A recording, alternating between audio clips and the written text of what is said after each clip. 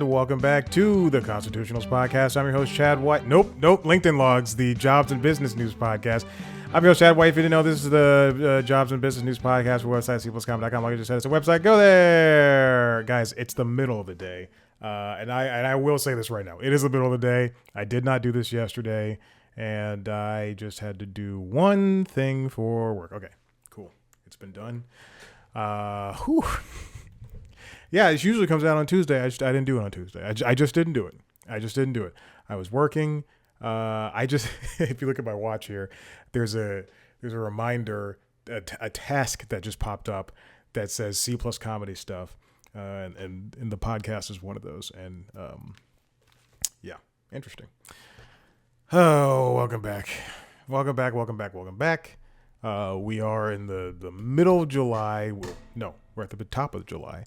And yeah, I just got a meeting just ended, and here we are. We're coming very close to the anniversary of C+ comedy. I am so out of it today. I made cold brew on Sunday at like 7 a.m.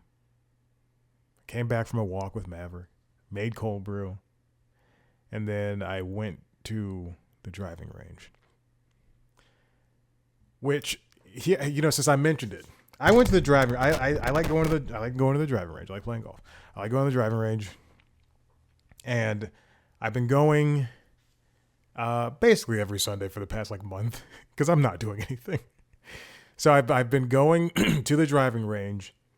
And it's not an expensive one. It's close by, and I've been going there for years. I went on Father's Day. It was busy. I went a couple of Sundays ago. It was anyway. I've been on days when it's been busy. I've been on days when it's not been so busy. I went this past Sunday. I go in there. I pay for the bucket of balls. I get the balls, I get my clubs. There's one spot, and this is not going to sound big to a lot of people, but it's big to me.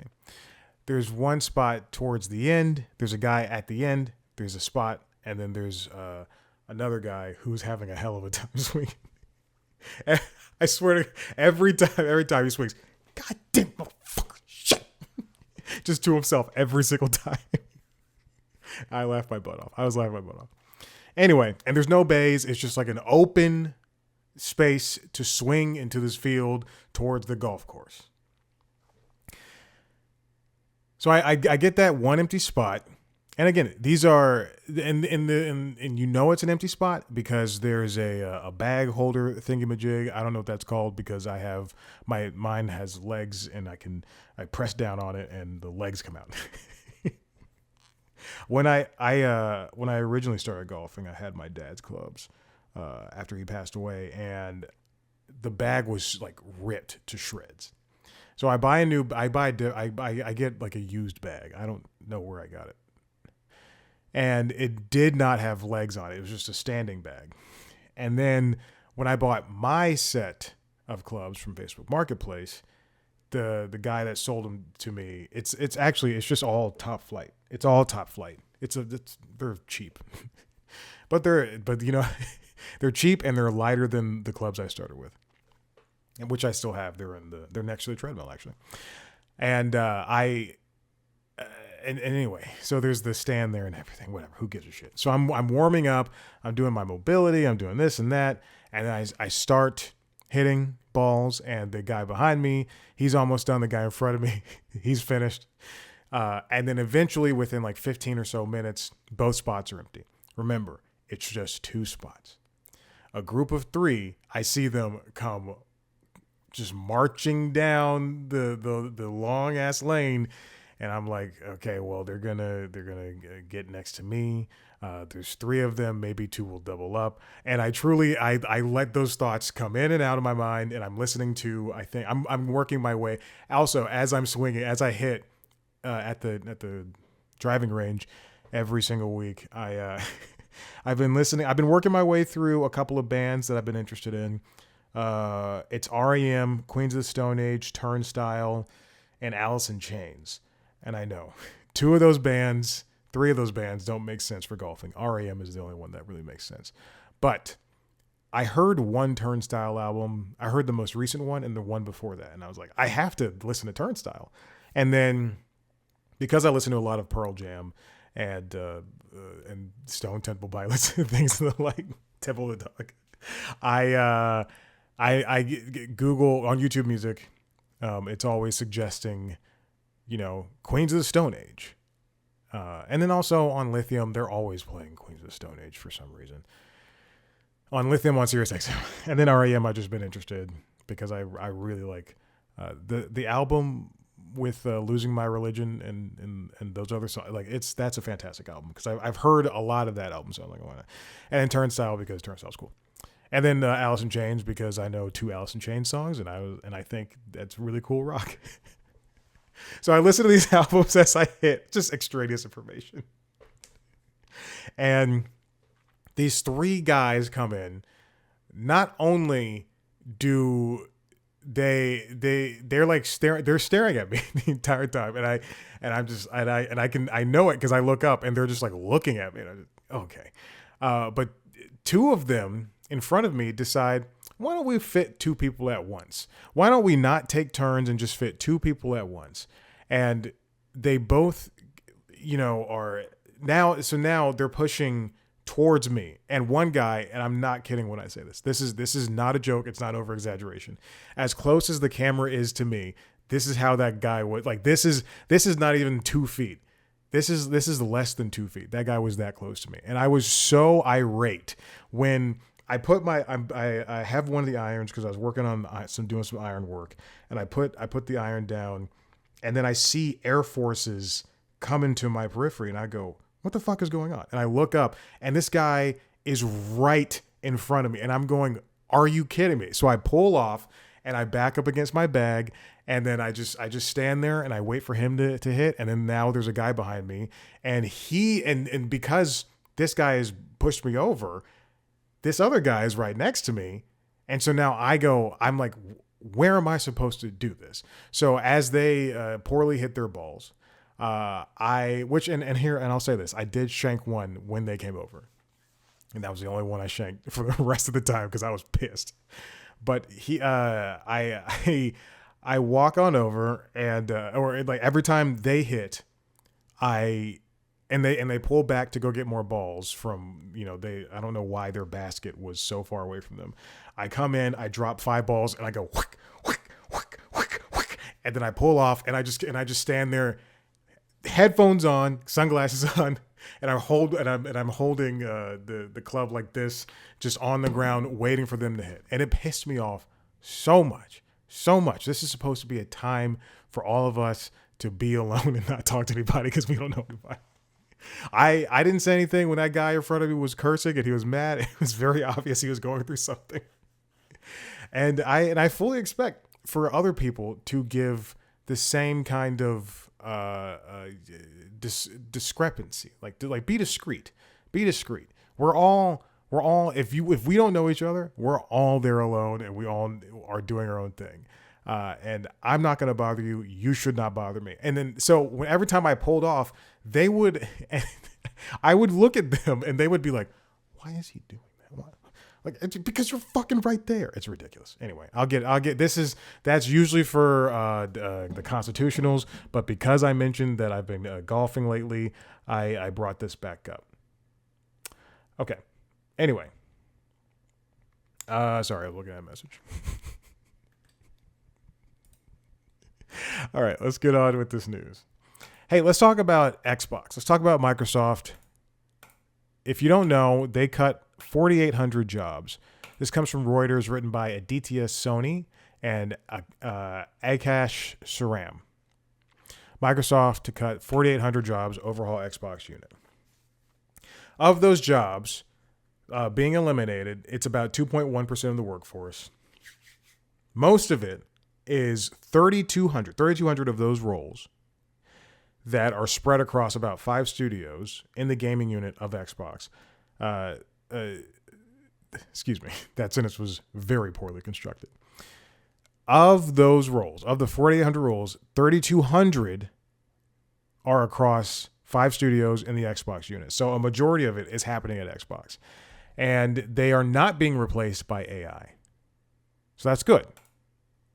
That's good. But again, 3,200 jobs are gone, and 1,600 of those jobs were laid off on Monday. This is it's kind of a damned situation when it comes to Xbox's new head, Asha Sharma, who basically announced that this is happening.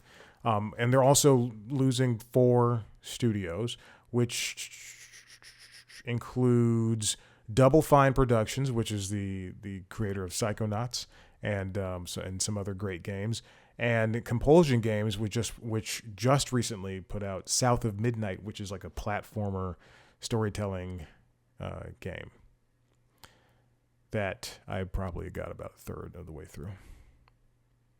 And then Ninja Theory and Undead Labs will be spun off to grow Senua and State of Decay 3. Senua is the third game in the mental health fucking what's that game called? Hellblade, but they renamed the third one to Senua. I believe that Arcane Studios is reviewing its options, which is the developer of Dishonored.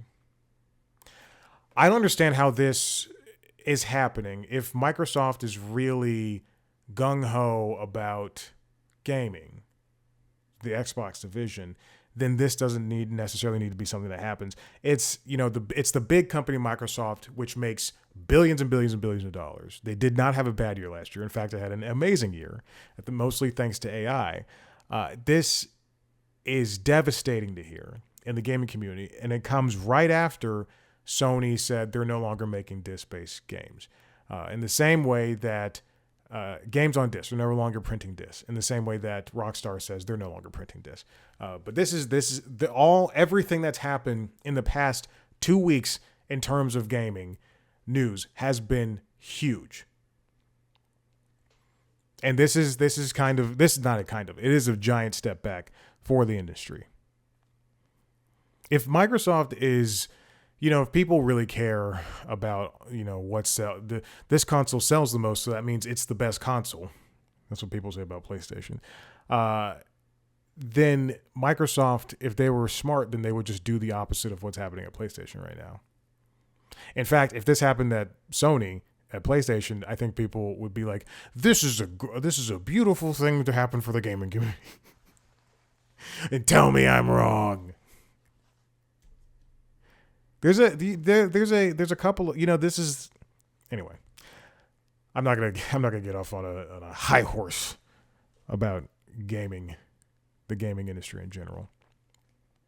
I think the gaming industry is a lot more messed up than the entertainment industry, because people also there's a massive amount of crunch, and people also just don't get paid for what they deserve.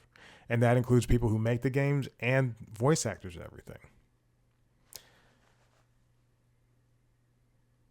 According to Parth Talsania, CEO of Equisites Research, a lot of these are just made up words.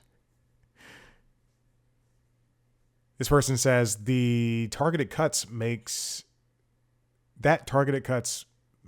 the announcement read more like portfolio reallocation and operating discipline than a fresh catalyst for the stock. In the near term, the market is likely to reward Microsoft less for headcount reductions and more for evidence that AI monetization is scaling faster than AI-related costs. If anything, I think that, I don't know this jargon about AI, but if anything, I would think that reinvesting into the gaming unit, it's especially with Microsoft. Microsoft is a company that in the last 5 or 6 years under Phil Spencer went out and purchased a bunch of studios just so that they could have exclusive games to pit against Sony and PlayStation. If anything, I would reinvest in those games. We hear about these games that are being canceled left and right, or we hear about games that are secretly canceled.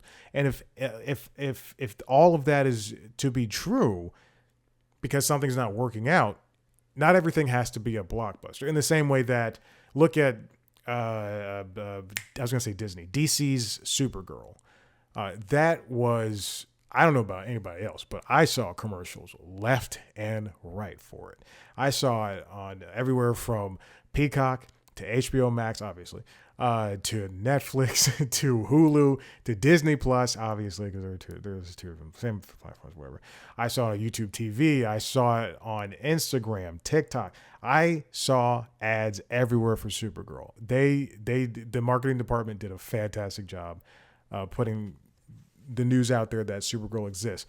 However, that did not translate to box office success. In fact, it is probably the worst performing DC movie in ages, even worse than Joker: Folie à Deux, and the rest of it, and Superman, which I think came out last year, right? It's a shame. It's a shame too that something like this is happening, because I think, I'll stop saying I think, but constant reinvestment into your video game ecosystem should signal that, to stock people and to gamers, to investors, to ad people, that you trust what's happening in your company. And even though this is only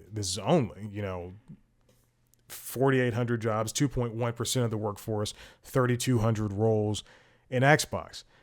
If this happened in Nintendo, I would be taken aback. And in the same way that I'm taken aback with Microsoft. That many jobs should not be lost. Sure, there's going to be some type of reduction in the workforce when it comes to this stuff. But man, it's not right what happened. Hey, speaking of layoffs, this one comes from The Athletic. It's written by Mike Vorkunov. NBA lays off dozens in reorganization focused on expansion, local broadcasts, source. This happened last Wednesday, correct? The NBA laid off dozens of employees Wednesday as the league continues to overhaul its workforce to address new priorities, a source with knowledge of the decision, who was granted anonymity to discuss the sensitive topic, told The Athletic. The NBA has reorganized itself over the last year as the league turns its focus to a new league in Europe and deals with a decaying domestic broadcast ecosystem. It shuffled executives around this past fall and implemented an organizational restructure. Now, you hear about something like this, and then if you pay attention to the news, you should immediately think about what happened with the NBA rights when Warner Brothers did not get them back on TNT.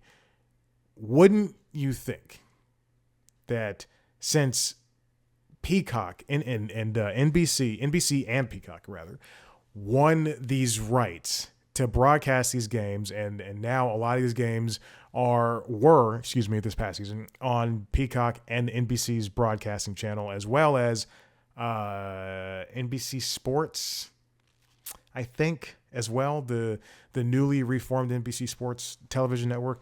You would think that because we know how much sports rights cost, you would think that, hey, they're doing well. But unfortunately, that money, again, in the same way that Microsoft is doing well with all his AI bullshit, and it just doesn't trickle down. Trickle down economics.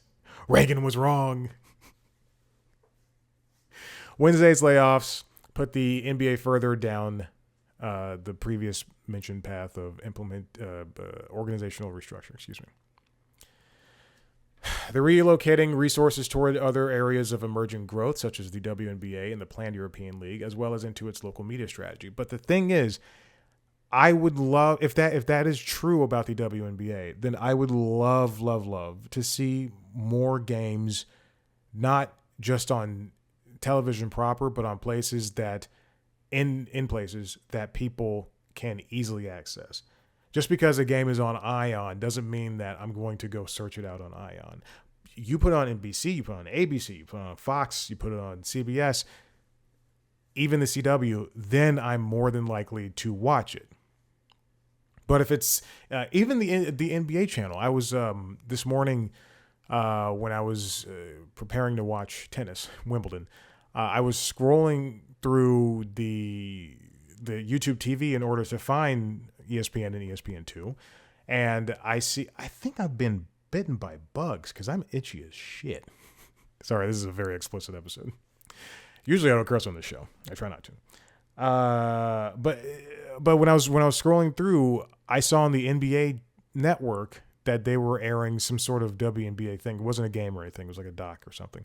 But to me, I thought, hey, this is like, they should just invest more into the WNBA and have more access to behind the scenes analysis and shows and things of that nature. Because right now we are in the middle of the WNBA season. So wouldn't it be great to turn on the NBA network and have all of that happening in the same way that, you know, if on Sirius XM, they should, on the NBA channel, there should be WNBA shows. I don't know if that's true or not, because I don't listen.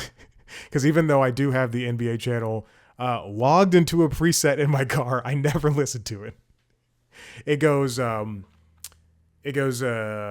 two local NPR stations, NPR and GPB. One is run by Georgia State, and then it goes Howard, CNN, Miss Now, BBC News America, NBA, NFL, and then the music starts. For a long time, when I first got SiriusXM, I had Netflix is a joke because I felt like they played not the best. I felt like they played the most comedy with the least commercials, and then I never listened to it. And then I replaced it with Road Trip Radio or something. Right now, I'm toying with, this is so boring. Right now, I'm toying with Mosaic and right after Road Trip Radio and Pop Rocks.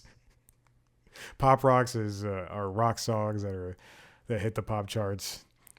So unfortunately, it's great. It's great, like early 2000s, late 90s. You know, like Dear Maria, Count Me In. I love that song. It's stuff like that. Blink 182, and then it'll play like Imagine Dragons and like Maroon 5. They play a lot of Imagine Dragons. Oh my God. And sometimes we'll play like Noah Kahan or something. All right.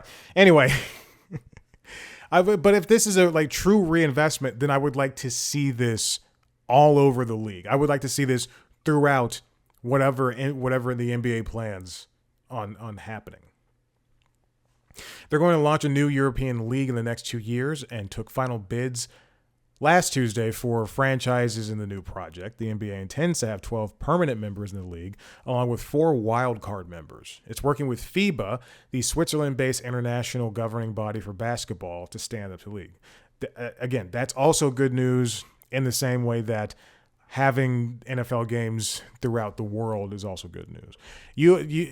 Basketball, I would think, is probably the number 2 or 3 most watched sport around the world.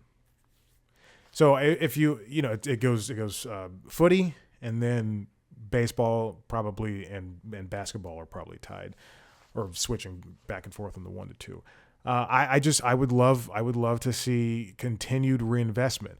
But if you're going to have take money from Saudi investment funds or what have you, just like Liv did, then I don't want to see that. And let's not blame layoffs on the changing broadcast environment. The NBA sold the rights and they make bank in the same way that golf's rights are like worth billions. I would think that basketball rights are worth even more. All right. This is the last one. And finally, this comes from the rap written by Alyssa Ray. AP defends offshoring production jobs to India as more layoffs loom. Associated Press executive editor Julie Pace defended the news organization's plan to build an India-based production hub, acknowledging the move will likely lead to additional layoffs. Several years ago, before I worked at CNN, before I worked at Cartoon Network, I could not get a job at the Associated Press. I believe they have a bureau here in Atlanta. At least they had like 4 or 5 Atlanta-based jobs, and I could not find a job to help me at all. Period. I remember applying for that job. In fact, I might still. I keep everything. One, because I ain't gonna get canceled, and two, because I think it's interesting to have all this stuff. All right, I'm in my Google Drive right now. Resume tests. I think I have a test for the Associated Press. Good Lord. I have tests for Android Police over the course. There's like one from 2022, one from 2024. Couldn't get a job at Android Police. Collider. I couldn't get a job at Collider, but they ask for all these samples. I don't know where my Associated Press one is. Straight Arrow News. I fucking hate that place. Spectrum News. Smartless. Yeah, I have like the Smartless. I forgot about that. The podcast with Jason Bateman, Will Arnett, and Sean, whose name I can't remember, and I won't look it up. But it's, AP is it's a news organization that is, I guess, more or less sells its rights for stories and all that stuff to other organizations like CNN or your local NBC affiliate, what have you. And that's a good way, because they employ a bunch of correspondents and reporters around the world in order to shore up your news. And they're also their own news organization, but they also do a lot of video. They also do a lot of Getty image style photography. So this production hub, I'm guessing, is they're taking jobs away from local reporters and correspondents, which is not good. Oh, let's see. No. I'm reading a quote, and I don't think that is okay. So visuals are incredibly important to AP in its future. This is what the AP executive editor Julie Pace wrote in a memo to staff obtained by the New York Times' Ben Mullen. To that end, we are planning to develop a centralized global hub in India, which is already the biggest issue. Like, that is something I don't want to hear. To increase the size of our production staff to scale both our video and photo capabilities while improving speed and quality. If anything, this is not going to make things better or easier. This is just a way for them to pay half of the money to like a different area of the world where they don't have to worry about what's next. Anyway, this is such a baffling move, because I don't necessarily, if this is a way for what this seems like to me is, because I'm trying to wrap my head around this, is a photographer going to the building in Manhattan that buckled under its structure, that's being like retrofitted to be apartments. It used to be offices, and now it's being retrofitted into apartments. What this seems like to me is, what typically would happen is AP would hire a reporter and a photographer to go out for the story, or send out a reporter or photographer to go out to the story and then do the story, take pictures, write a story about it, and then put it on AP, which AP will then be like, hey, you're in Minnesota and you don't have a New York person, buy the story for, I'm just making up a number, $50. I'm just making up a number. They're not buying the story. They're licensing it. So, if anything, a production hub in India, I feel like This means that AP wouldn't hire the writer or the reporter or whomever to write about it. If they're in Manhattan, they would get somebody, task somebody in India at the India building to write the story from there, and then they would hire a photographer to go out and just take the pictures. I'm guessing.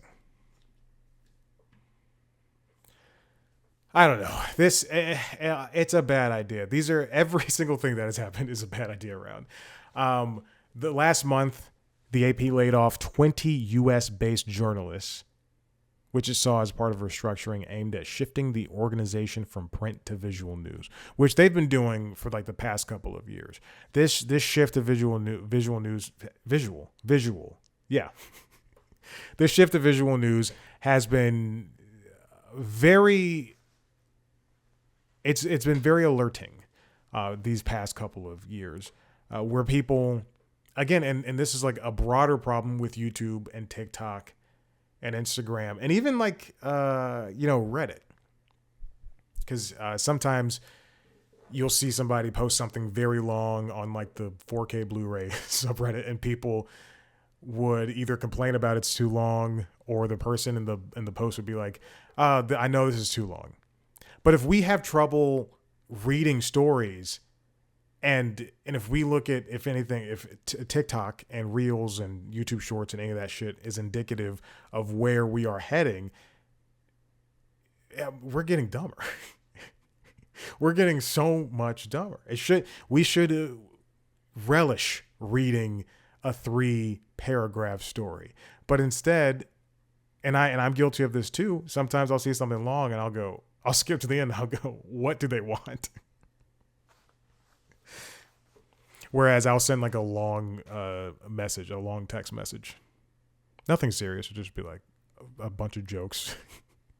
Last night I saw Minions and Monsters. I'll talk about that on the Constitutionals. I saw Minions and Monsters last night, but I loved it. And the message essentially said, the director of that movie put the minions inside of an ice cave. This is in the first movie. He put the minions inside an ice cave after the 1800s and all the way up until 1968. So just so that they weren't working for Hitler. That's their whole thing. If you know the Minions from Despicable Me and the spin-off movies, it tells an origin story. And essentially what it is they want to work for the most evil people in the world. They've worked for Napoleon Bonaparte. They worked for Genghis Khan. They worked for Alexander the Great. But they didn't work for Hitler. Anyway, the message that I wrote last night was, but they definitely crucified Jesus, right? They worked for a dinosaur. They worked for T-Rexes. They worked for Genghis Khan. Of course they crucified Jesus. You know? They were slave owners. They worked with slave owners. You can't put them in a cave for all those times. Anyway, that's it. All right, I'm done. Earlier in 2026, the Legacy News Organization proposed its intent to downsize and offered buyouts to more than 120 journalists working in the United States. Around 40 staffers accepted the buyouts. The AP News and its guild shared at the time. Yeah. Okay. This all stinks. We're done. Listen, if you like what you heard here, head to the website, cpluscomedy.com, where you can see me talk to famous people. As soon as I finish here, I will be working on an interview that's coming out in just a couple of hours. So be ready to check that out. If you want to see a video version of this show, head to youtube.com/cpluscomedy, where you can see a video version of the interviews, under the interviews, as well as the other podcasts, Late Night Lately, the Late Night Show. There's a monologue now, and Constitutionals, the entertainment business news show. Subscribe to the shows wherever you get your podcasts. Follow us on social media on Blue Sky, TikTok, Instagram, and YouTube @cpluscomedy. Me on those platforms @ChadBlackWhite. Thanks so much for listening. See you next time. Bye.